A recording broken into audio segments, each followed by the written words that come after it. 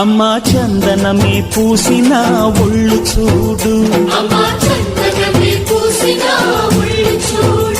అమ్మా పున్నమి పుట్టిల్లు ఆ కళ్ళు చూడు, అమ్మా ముక్కోటి మెరుపులా మోము చూడు, అమ్మమ్మ ముగ్గురమ్మల మూల పుటమ్మ